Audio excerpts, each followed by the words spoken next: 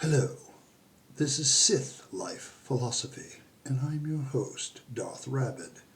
Today, I want to, shall we say, take over Mr. Rabyd's channel and give you a different point of view of the Sith versus the Jedi's various philosophies.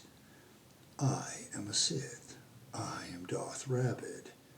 I am here to talk today about the fact that you have been misled, that the philosophies of the Jedi are actually morally corruptible, and the philosophies of the Sith are actually quite noble. It is not the Jedi that are the good guys, it is we Sith. Let us start, for instance, for the fact that the Jedi always seemed to, by neglect, watch families be destroyed. They see things but do not act, becoming so blinded by their mission that they fail to act, often many times destroying families in the process, leaving orphans and many others in their wake. While by contrast, the Sith give power to the powerless.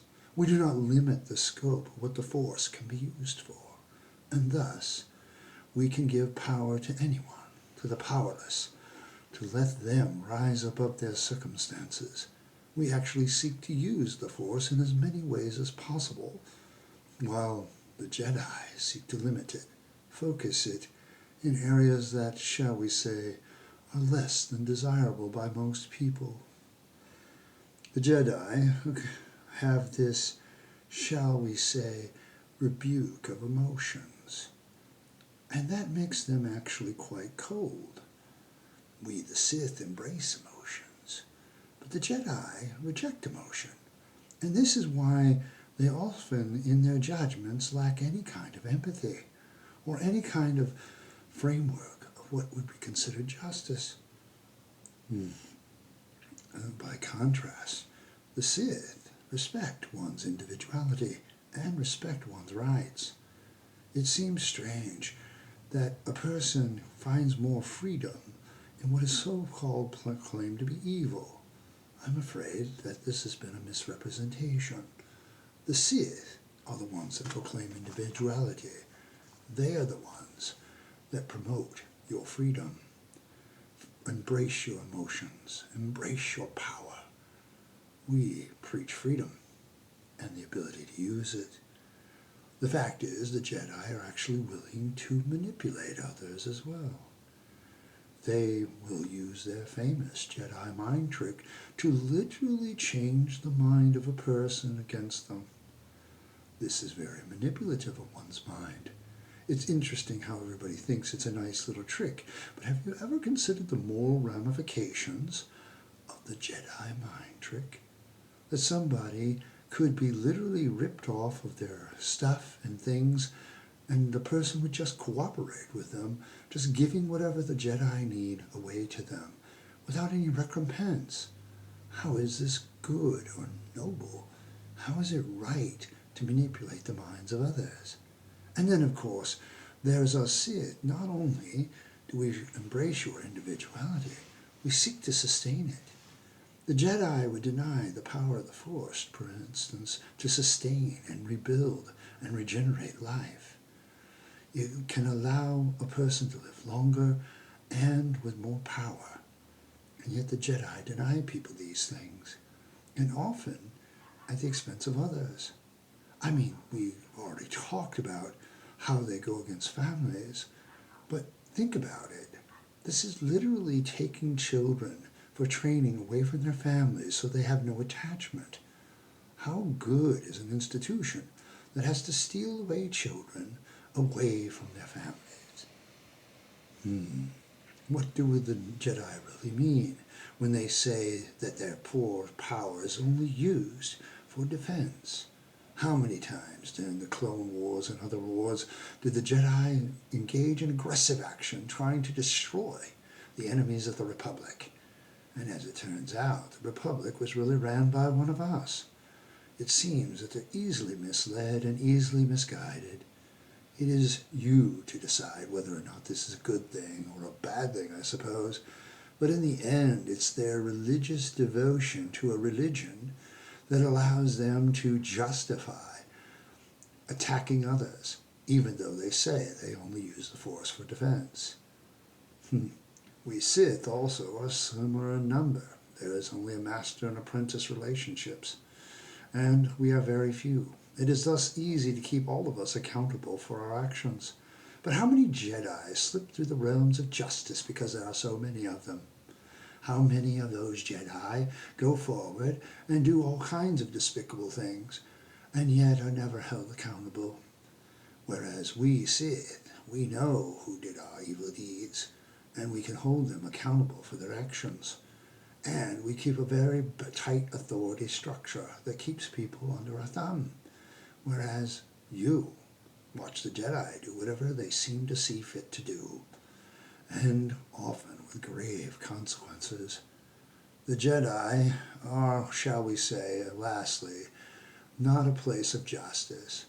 How many people were convicted by the Jedi Council with very scant evidence? Certain people are cast out of the order with nothing more than flimsy circumstantial evidence. Many of you know this, and yet you praise them. How are they just? They are short-sighted. They treat really beneficial people that they could have within an order with contempt. Instead of treating them with respect, showing compassion and love and mercy, all great emotions, they are denied these emotions.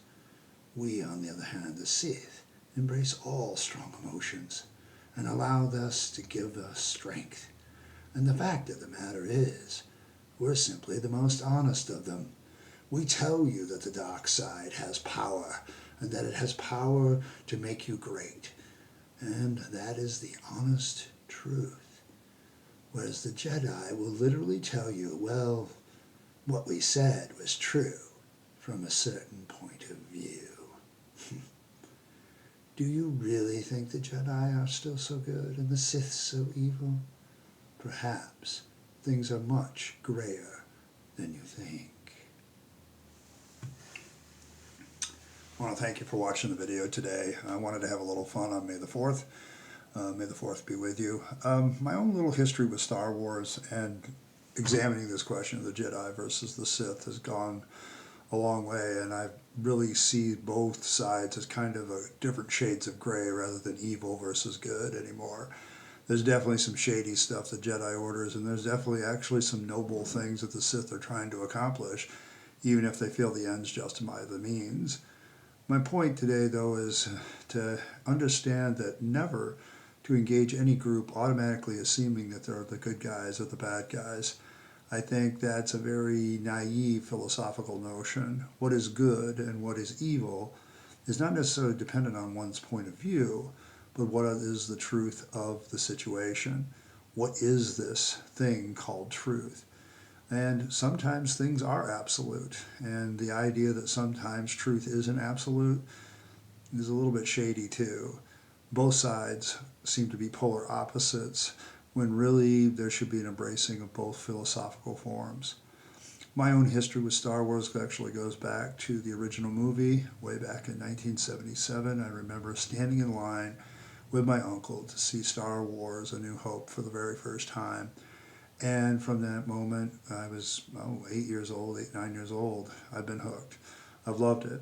I will say that I am a little disappointed in the sequel and the 3 sequel endings and the prequels. I think they could have been better done and written much better. But other than that, I'm still an original series OG person, and I loved all those people, and I really enjoyed it. And I spent a lot of time when I was young looking at the questions of the Jedi and the Sith, and the more I reflected on them, the more I realized it wasn't so simple as one's the good guys and one's the bad guys.